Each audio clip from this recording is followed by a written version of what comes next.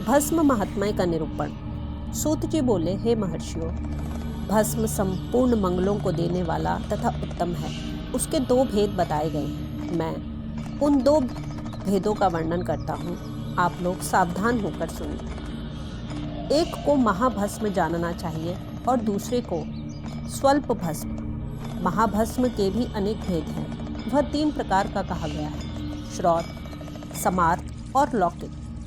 स्वल्प भस्म के भी बहुत से भेदों का वर्णन किया गया है। श्रौत और समार्थ भस्म को केवल द्विजों के ही उपयोग में आने के योग्य कहा गया है। तीसरा, जो लौकिक भस्म है, वह अन्य लोगों के भी उपयोग में आ सकता है।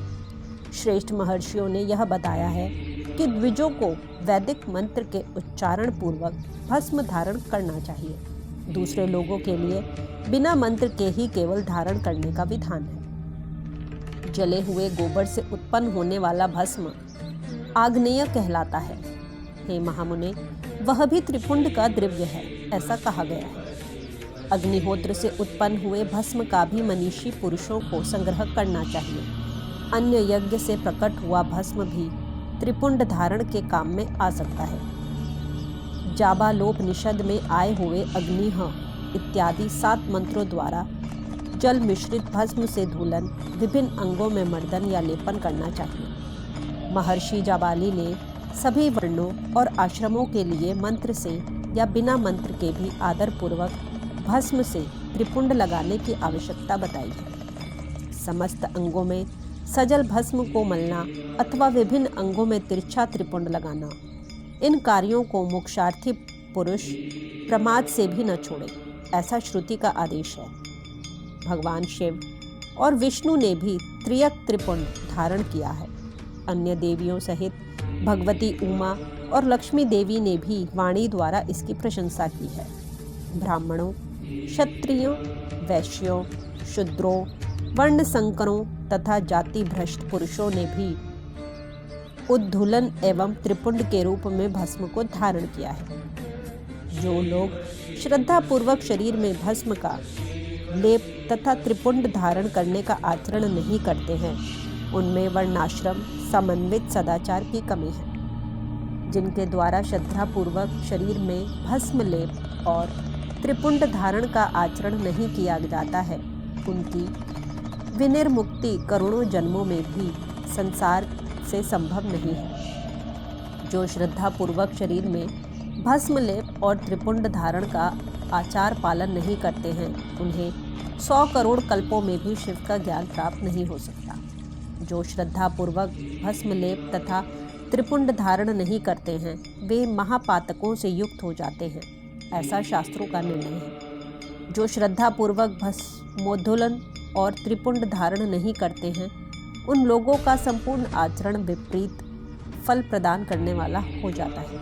हे मुनियों, जो महापातकों से युक्त और समस्त प्राणियों से द्वेष करने वाले हैं, वे ही त्रिपुंड धारण तथा भस्मोद्धूलन से अत्यधिक द्वेष करते हैं। जो आत्मज्ञानी मनुष्य अग्निहोत्र का कार्य करके त्रियायुषम जमदग्ने हैं, इस मंत्र से भस्म का मात्र स्पर्श ही कर लेते हैं, वह समस्त पापों से मुक्त हो जाता है। जो मनुष्य तीनों संध्या कालों में श्वेत भस्म के द्वारा त्रिपुंड धारण करता है, वह समस्त पापों से मुक्त होकर शिव सानिध्य का आनंद भोगता है। जो व्यक्ति श्वेत भस्म से अपने मस्तक पर त्रिपुंड धारण करता है, वह अनादिभूत लोकों को प्राप्त कर अमर हो जाता है। बिना भस्म स्नान किए षडक्षर ओम नमः शिवाय मंत्र का जाप नहीं करना चाहिए। विधि पूर्वक भस्म से त्रिपुंड धारण करके ही इसका जप करना चाहिए। दयाहीन, अधम, महापापों से युक्त, उपपापों से युक्त, मूर्ख अथवा पतित व्यक्ति भी जिस देश में नित्य भस्म धारण करते रहते हैं, वह देश सदैव संपूर्ण तीर्थों और यज्ञों से परिपूर्ण ही रहता है। त्रिपुंड धारण करने वाला पापी जीव भी समस्त देवों और असुरों के द्वारा पूज्य है। यदि पुण्यात्मा त्रिपुंड से युक्त है तो उसके लिए कहना ही क्या। भस्म धारण करने वाला शिव ज्ञानी जिस देश में स्वेच्छया चला जाता है, उस देश में समस्त तीर्थ आ जाते हैं। इस विषय में और अधिक क्या कहा जाए। विद्वानों को सदैव भस्म धारण करना चाहिए एवं लिंगार्चन करके षडक्षर मंत्र का जप करना चाहिए। ब्रह्मा, विष्णु, रुद्र, मुनिगण और देवताओं के द्वारा भी भस्म धारण करने के महत्व का वर्णन किया जाना संभव नहीं है। जिसने अपने वर्ण तथा आश्रम धर्म से संबंधित आचार तथा क्रियाएं लुप्त कर दी हैं, यदि वह भी त्रिपुंड धारण करता है तो समस्त पापों से मुक्त हो जाता है। जो भस्म धारण करने वाले को त्याग कर धार्मिक कृत्य करते हैं, उनको करोड़ों जन्म लेने पर भी संसार से मुक्ति प्राप्त नहीं हो पाती है। जिस ब्राह्मण ने भस्म से अपने सिर पर त्रिपुंड धारण कर लिया है, उसने मानो गुरु से सब कुछ पढ़ लिया है और सभी धार्मिक अनुष्ठान कर लिए हैं। जो मनुष्य भस्म धारण करने वाले को देखकर उसे कष्ट देते हैं, वे निश्चित ही चांडाल से उत्पन्न हुए हैं, ऐसा विद्वानों का जानना चाहिए। भक्तिपरायण ब्राह्मण और क्षत्रिय को मां नस्तोके तन्ने इस मंत्र से अभिमंत्रित भस्म को शास्त्र सम्मत कहे गए अंगों पर धारण करना चाहिए। वैश्य त्र्यंबकम यजामहे इस मंत्र से और शूद्र शिवाय नमः इस पंचाक्षर मंत्र से भस्म को अभिमंत्रित कर धारण करें। विधवा स्त्रियों के लिए भस्म धारण की विधि शूद्रों के समान कही गई है। 5 ब्रह्मादि मंत्रों से अभिमंत्रित भस्म के द्वारा गृहस्थ त्रिपुंड धारण करें। ब्रह्मचारी त्र्यंबक यजामहे इस मंत्र से भस्म को अभिमंत्रित करके और वानप्रस्थी अघोरे भयोथ इस मंत्र से भस्म को अभिमंत्रित करके त्रिपुंड धारण करें। किंतु यति सन्यासी प्रणव के मंत्र से भस्म को अभिमंत्रित करके त्रिपुंड धारण करें। जो वर्णाश्रम धर्म से परे हैं, वह शिवोहम इस भावना से नित्य त्रिपुंड धारण करे, और जो शिव योगी हैं, वह ईशानः सर्व विद्यानाम इस भावना को करता हुआ त्रिपुंड धारण करे। सभी वर्णों के द्वारा भस्म धारण करने के इस उत्तम कार्य को नहीं छोड़ना चाहिए। अन्य जीवों को भी सदा भस्म धारण करना चाहिए, ऐसा भगवान शिव का आदेश है। भस्म स्नान करने से जितने कण शरीर में प्रवेश करते हैं, उतने ही शिवलिंगों को वह धारक अपने शरीर में धारण करता है। ब्राह्मण, क्षत्रिय, वैश्य, शूद्र, वर्ण संकर, स्त्री, विधवा, बालक, पाखंडी, ब्रह्मचारी, गृहस्थ, वानप्रस्थी, सन्यासी, व्रती और सन्यासिनी स्त्रियां, ये सभी भस्म के त्रिपुंड धारण के प्रभाव के द्वारा मुक्त हो जाते हैं, इसमें संशय नहीं है। जैसे ज्ञानवश या अज्ञानवश धारण की गई अग्नि सबको समान रूप से जलाती है, वैसे ही ज्ञान या अज्ञानवश धारण किया भस्म भी समान रूप से सभी मनुष्यों को पवित्र करता है। भस्म तथा रुद्राक्ष धारण के बिना जल अथवा अन्न को अंश मात्र भी नहीं खाना चाहिए। गृहस्थ, वानप्रस्थ, सन्यासी और वर्ण संकर जाति का व्यक्ति यदि भस्म एवं रुद्राक्ष को धारण किए बिना भोजन करता है, तो वह मात्र पाप ही खाता है और नरक की ओर प्रस्थान करता है। ऐसे समय में उक्त वर्ण धर्मों का वह व्यक्ति गायत्री मंत्र के जप से तथा सन्यासी मुख्य प्रणव मंत्र के जप से प्रायश्चित करके मुक्ति प्राप्त कर सकता है। जो त्रिपुंड की निंदा करते हैं, वे साक्षात शिव की ही निंदा करते हैं, और जो त्रिपुंड को धारण करते हैं, वे साक्षात उन्हीं शिव को ही धारण करते हैं। भस्म रहित भाल को धिक्कार है, शिवालय रहित ग्राम को धिक्कार है, शिरवाचन से रहित जन्म को धिक्कार है, और शिव ज्ञान रहित विद्या को धिक्कार है। जो लोग तीनों लोगों के आधार स्वरूप महेश्वर भगवान शिव की निंदा करते हैं और त्रिपुंड धारण करने वाले की निंदा करते हैं, उनको तो देखने से ही पाप लगता है।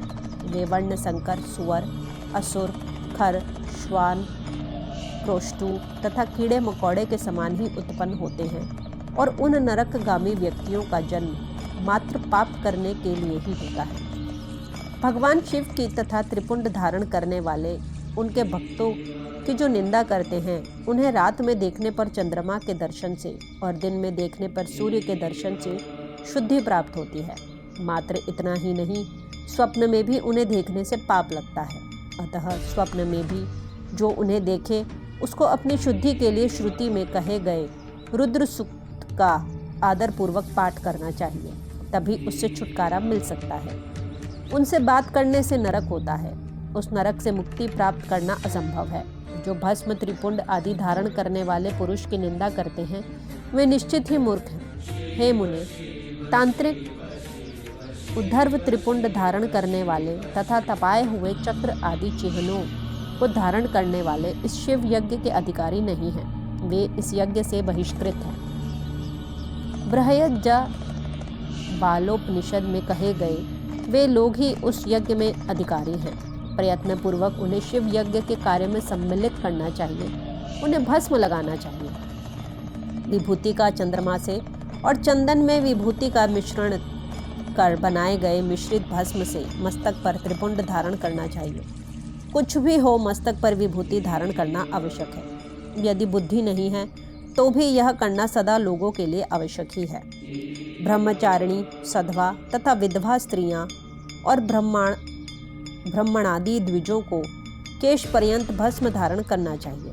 इसी प्रकार ब्रह्मचर्यादि आश्रम वालों को भी स्वच्छ विभूति धारण करना उचित है, क्योंकि विभूति मोक्ष देने वाली और समस्त पापों का नाश करने वाली है। जो भस्म द्वारा विधि पूर्वक त्रिपुंड धारण करता है वह ब्रह्म हत्यादि महापातक समूहों और उत्ष्ठित अनादि भक्षण उत्पातकों से मुक्त हो जाता है। ब्रह्मचारी, गृहस्थ, वानप्रस्थी और सन्यासी ये चारों आश्रम ब्राह्मण, क्षत्रिय, वैश्य, शूद्र तथा अन्य वर्ण संकर ये चारों वर्ण और उपवर्ण के लोग, पतित अथवा नीच मनुष्य भी विधि पूर्वक शरीर पर भस्म, उद्धूलन और त्रिपुंड धारण करके शुद्ध हो जाते हैं, क्योंकि सम्यक रूप से धारण की गई भस्म से तत्काल ही पाप राशि से मुक्ति प्राप्त हो जाती है।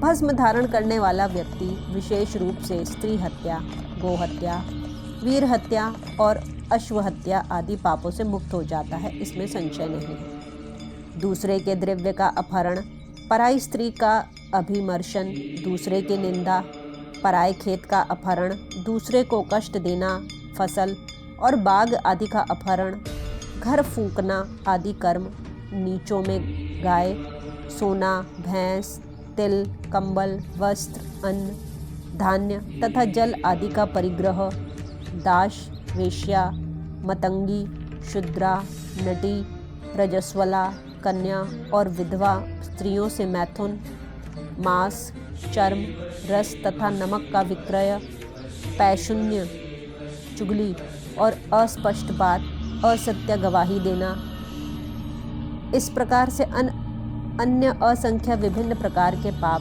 त्रिपुंड धारण करने के प्रभाव से तत्काल ही नष्ट हो जाते हैं। भगवान शिव के द्रव्य का अपहरण और जहाँ कहीं शिव के निंदा करने वाला तथा शिव के भक्तों की निंदा करने वाला व्यक्ति प्रायश्चित करने पर भी शुद्ध नहीं होता है। जिसने शरीर पर रुद्राक्ष और मस्तक पर त्रिपुंड धारण किया है, ऐसा मनुष्य यदि चांडाल भी है तो भी वह सभी वर्णों में श्रेष्ठतम और समपूज्य है। जो मस्तक पर त्रिपुंड धारण करता है वह इस संसार में जितने भी तीर्थ हैं और गंगा आदि जितनी नदियां हैं उन सब में स्नान किए हुए के समान पुण्य फल प्राप्त करने वाला होता है। पंचाक्षर मंत्र से लेकर 7 करोड़ महामंत्र और अन्य करोड़ों मंत्र शिव कैवल्य को प्रदान करने वाले होते हैं। हे मुने, विष्णु आदि देवताओं के लिए प्रतिपादित अन्य जो मंत्र हैं वे सभी सुखों को देने वाले हैं। जो त्रिपुंड धारण करता है उसके वश में वे सब मंत्र स्वतः ही हो जाते हैं। त्रिपुंड धारण करने वाला मनुष्य अपने वंश और गोत्र में उत्पन्न हजारों पूर्वजों का और भविष्य में उत्पन्न होने वाली हजारों संतानों का उद्धार करता है। जो त्रिपुंड धारण करता है उसे इस लोक में रोग रहित दीर्घ आयु प्राप्त होती है और वह संपूर्ण भोगों का उपभोग करके जीवन के अंतिम समय में सुखपूर्वक ही मृत्यु को प्राप्त करता है। वह मृत्यु के पश्चात अणिमा, महिमा आदि 8 ऐश्वर्यों और सद्गुणों से युक्त दिव्य शरीर वाले शिव को प्राप्त करता है और दिव्य लोक के देवों से सेवित दिव्य विमान पर चढ़कर शिवलोक को जाता है। वहाँ पर वह सभी विद्याधरों और महापराक्रमी गंधर्वों, इंद्रादि लोकपालों के लोकों में क्रमशः जाकर बहुत से भोगों का उपभोग करता हुआ प्रजापतियों के पदों तथा ब्रह्मा के पद पर आसीन होकर वहाँ दिव्य लोक की सैकड़ों कन्याओं के साथ आनंदित होता है। वह उस लोक में ब्रह्मा की आयु के बराबर आयु को प्राप्त कर अनेक सुखों का भोग करके विष्णु लोक को जाता है और ब्रह्मा के 100 वर्षों तक सुखों का भोग प्राप्त करता है। तदनंतर वह शिवलोक को जाकर इच्छानुकूल अक्षय कामनाओं को प्राप्त कर शिव का सानिध्य प्राप्त कर लेता है, इसमें संदेह नहीं है। सभी उपनिषदों के सार को बार बार सम्यक रूप से देखकर यही निर्णय लिया गया है कि त्रिपुंड धारण करना ही परम श्रेष्ठ है। जो ब्राह्मण विभूति की निंदा करता है वह ब्राह्मण नहीं है, अपितु अन्य जाति का है, और विभूति निंदा के कारण उसे चतुर्मुख ब्रह्मा की आयु सीमा तक नरक भोगना पड़ता है। श्राद्ध, यज्ञ, जप, होम, बलि, वैश्वदेव और देव पूजन के समय जो पुतात्मा मनुष्य त्रिपुंड धारण करता है वह मृत्यु को भी जीत लेता है। मल त्याग करने पर शुद्धि के लिए जल स्नान किया जाता है। भस्म स्नान करने पर सदा पवित्रता आती है। मंत्र स्नान पाप का हरण करता है और ज्ञान रूपी जल में अवगाहन करने पर परमपद की प्राप्ति होती है। समस्त तीर्थों में स्नान करने से जो पुण्य और फल प्राप्त होता है वह फल भस्म स्नान करने वाले को प्राप्त हो जाता है। भस्म स्नान ही परम श्रेष्ठ तीर्थ है, जो प्रतिदिन गंगा तीर्थ स्नान के समान है। भस्म तो भस्म रूपी साक्षात शिव है, जो त्रैलोक्य को पवित्र करने वाला है। बिना त्रिपुंड धारण किए हुए जो ब्राह्मण स्नान, ध्यान, दान और जप आदि अनुष्ठान कर्म करता है वह न तो स्नान है, न ध्यान है, न दान है और न जप आदि अन्य अनुष्ठित कर्म ही है।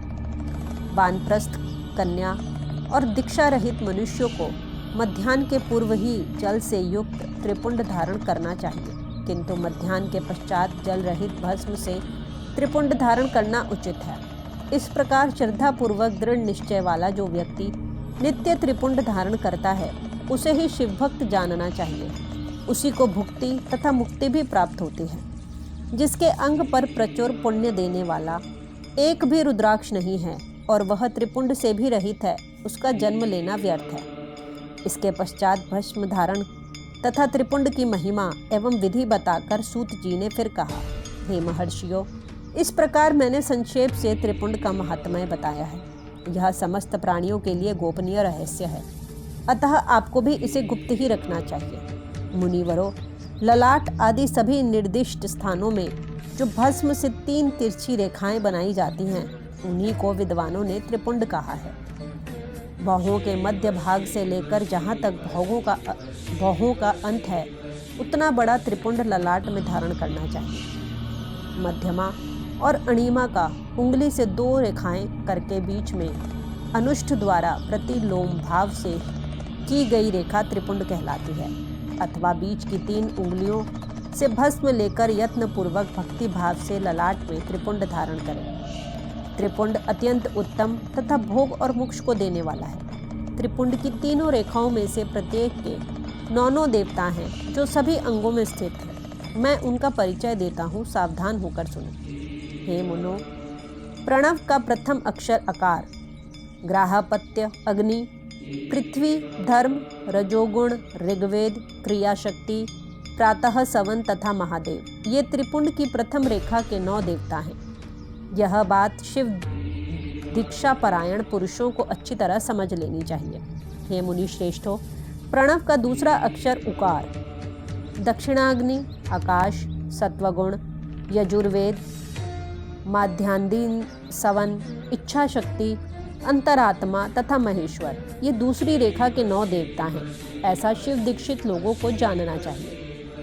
हे मनुष्यों, प्रणव का तीसरा अक्षर मकार, आहवनीय अग्नि, परमात्मा, तमोगुण, द्युलोक, ज्ञान शक्ति, सामवेद, तृतीय सवन तथा शिव, ये तीसरी रेखा के 9 देवता हैं। ऐसा शिव दीक्षित भक्तों को जानना चाहिए। इस प्रकार स्थान देवताओं को उत्तम भक्तिभाव से नित्य नमस्कार करके स्नान आदि से शुद्ध हुआ पुरुष यदि त्रिपुंड धारण करे तो भोग और मोक्ष को भी प्राप्त कर लेता है। हे मुनीश्वरों, ये संपूर्ण अंगों में स्थान देवता बताए गए हैं। अब उनसे संबंधित स्थान बताता हूँ, भक्तिपूर्वक सुनिए। 32, 16, 8 अथवा 5 स्थानों में मनुष्य त्रिपुंड का न्यास करे। मस्तक, ललाट, दोनों कान, दोनों नेत्र, दोनों नासिका, मुख, कंठ, दोनों हाथ, दोनों कोहनी, दोनों कलाई, हृदय, दोनों पार्श्व भाग, नाभि, दोनों अंडकोश, दोनों उरु, दोनों गुल्फ, दोनों घुटने, दोनों पिंडली और दोनों पैर, ये 32 उत्तम स्थान हैं। इनमें क्रमशः अग्नि, जल, पृथ्वी, वायु, 10 दिक्प्रदेश, 10 दिक्पाल तथा 8 वसुओं का निवास है। धरा, ध्रुव, सोम, आप, अनिल, अनल, प्रत्युष और प्रभास, ये 8 वसु कहे गए हैं। इन सबका नाम मात्र लेकर इनके स्थानों में विद्वान पुरुष त्रिपुंड धारण करें अथवा एकाग्रचित्त होकर 16 स्थानों में ही त्रिपुंड धारण करें। मस्तक, ललाट, कंठ, दोनों कंधों, दोनों भुजाओं, दोनों कोहनियों तथा दोनों कलाइयों में, हृदय में, नाभि में, दोनों पसलियों में तथा पृष्ठ भाग में त्रिपुंड लगाकर वहाँ दोनों अश्विनी कुमारों शिव, शक्ति, रुद्र, ईश तथा नारद का और वामा आदि 9 शक्तियों का पूजन करें। ये सब मिलकर 16 देवता हैं। अश्विनी कुमार युगल कहे गए हैं। ना सत्य और दस्त्र अथवा मस्तक, केश, दोनों कान, मुख, दोनों भुजा, हृदय, नाभि, दोनों उरु, दोनों जानू, दोनों पैर और पृष्ठभाग, इन 16 स्थानों में 16 त्रिपुंड का न्यास करें। मस्तक में शिव, केशों में चंद्रमा, दोनों कानों में रुद्र और ब्रह्मा, मुख में विघ्नराज गणेश, दोनों भुजाओं में विष्णु और लक्ष्मी, हृदय में शंभु, नाभि में प्रजापति, दोनों अरुओं में नाग और नाग कन्याएं, दोनों घुटनों में ऋषि कन्याएं, दोनों पैरों में समुद्र तथा विशाल पृष्ठभाग में संपूर्ण तीर्थ देवता रूप से विराजमान है। इस प्रकार 16 स्थानों का परिचय दिया गया। अब 8 स्थान बताए जा रहे हैं। गुह्य स्थान, ललाट, परम उत्तम कर्ण युगल, दोनों कंधे, हृदय और नाभि, ये 8 स्थान हैं। इनमें ब्रह्मा तथा सप्तऋषि, ये 8 देवता बताए गए हैं। हे मुनीश्वरों, भस्म के स्थान को जानने वाले विद्वानों ने इस तरह 8 स्थानों का परिचय दिया है। अथवा मस्तक, दोनों भुजाएं, हृदय और नाभि, इन 5 स्थानों को भस्म वेत्ता पुरुषों ने भस्म धारण के योग्य बताया है। यथा संभव देश, काल आदि की अपेक्षा रखते हुए उद्धूलन, भस्म को अभिमंत्रित करना और जल में मिलाना आदि कार्य करें। यदि उद्धूलन से में भी असमर्थ हो तो त्रिपुंड आदि लगाएं। त्रिनेत्रधारी, तीनों गुणों के आधार तथा तीनों देवताओं के जनक भगवान शिव का स्मरण करते हुए नमः शिवाय कहकर ललाट में त्रिपुंड लगाएं। ईशाभ्याम नमः ऐसा कहकर दोनों पार्श्व भागों में त्रिपुंड धारण करें। बीजाभ्याम नमः यह बोलकर दोनों प्रकोष्ठों में भस्म लगाएं। पितृभ्याम नमः कहकर नीचे के अंग में, उमाशाभ्याम नमः कहकर ऊपर के अंग में तथा भीमाय नमः कहकर पीठ में और सिर के पिछले भाग में त्रिपुंड लगाना चाहिए। इस प्रकार श्री शिव महापुराण के प्रथम विद्वेश्वर संहिता के साध्य साधन खंड में भस्म धारण वर्णन नामक 24वां अध्याय पूर्ण